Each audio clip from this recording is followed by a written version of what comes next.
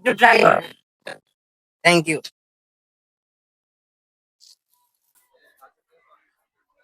But আপনারা এখন খায় আর কি দেখেন যে আসলে কেমন লাগতেছে।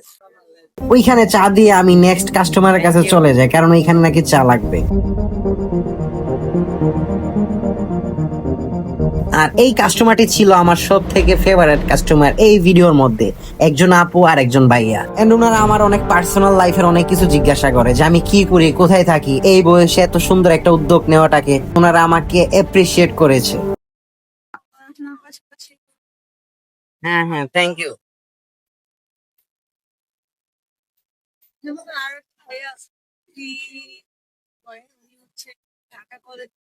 আচ্ছা আচ্ছা,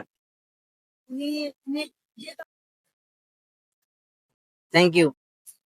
ওকে, আসি। সালাম আলাইকুম।